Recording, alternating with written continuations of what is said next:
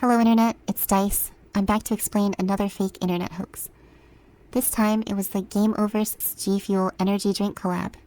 It didn't exactly go viral, but hey, I managed to get YouTuber ILMAO to mention me for a third time, so that's something, right? 3 separate videos from million subscriber channels talking about my work within a few months? I'll take that as a win. But why did I even do this? You could argue my BCane hoax at least stirred up discussion or made people question real leaks. But this hoax? I basically just slapped Kit onto an energy drink and called it a day. It's pretty mundane, so why did I even bother? Honestly, this one didn't have much planning behind it, and it shows. I'm proud of how I drew Kit, don't get me wrong, but the biggest giveaway was that the hoax used an outdated G-fuel logo. Apparently, they stopped using it over 2 years ago. So, yeah, that was an immediate giveaway that it was fake. So yeah, it was rushed. But how did I actually make this one? The truth is, it started with nothing more than me drawing Kit for fun. I happened to notice an energy drink nearby, and the idea just clicked. What would a G-fuel collab with a glitch character look like? That was it. No big master plan. Just a random spark. Even though the concept was simple, I knew it would get at least some attention. Glitch fans are a little nutty after all, and content farm channels are always hunting for something new to talk about. I figured someone would pick it up eventually. And of course, ILMAO was the content farm to do it.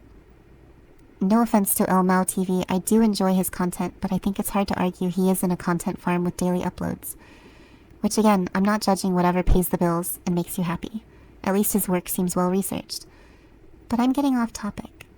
This hoax didn't have much thought behind, but what I didn't expect, though, was people thinking Gameoverse had been officially greenlit.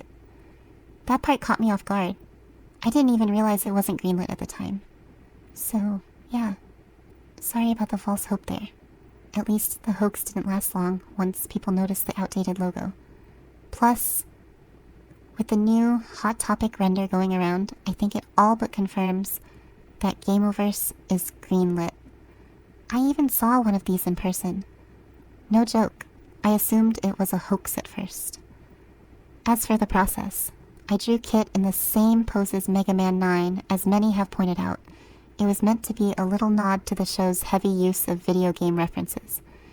Then I studied real G-fuel cans, and tried to match their design style as closely as possible, matching the patterns of the can and where exactly the logo would be placed. After that, I did the completely normal and totally reasonable thing.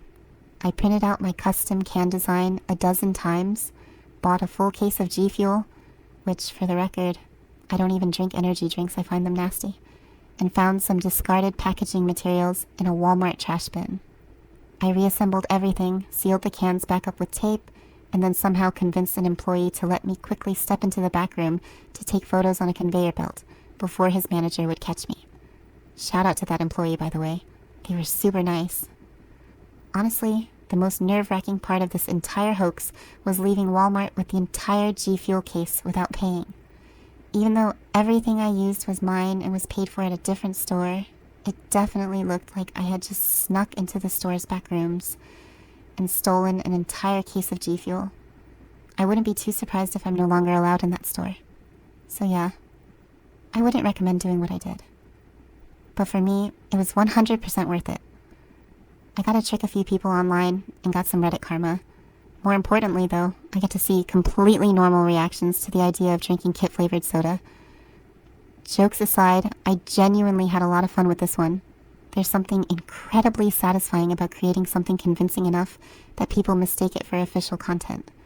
It makes me hopeful that I could turn these skills into a real job someday, like designing packaging for food, or hell even energy drinks. That genuinely sounds like a dream to me. So what now? Am I auctioning off these sodas for hundreds of dollars for charity like I did with the BCane hoax? No. However, speaking of the BCane hoax, I wanted to thank our auction winner, Radcat. I'll be real, I had no idea if anyone was going to buy my silly poster, but luckily not only did someone buy it for $125, which all went to Trans Lifeline, but the person who bought it actually made an entire video about it. Please, if you haven't already, check out Radcat's work. She is a professional cosplayer and creates some of the greatest Kane cosplays I've ever seen. Again, thank you so much, Ratcat. And also, thank you for the shout out. Because of you, I'm up to 100 subscribers on YouTube. So I guess this is the end of the video. I'm not too sure what I'm going to do with this channel. However, I know I'll continue to make fake hoaxes and fan art for fun. So if you want to continue seeing that, then consider subscribing.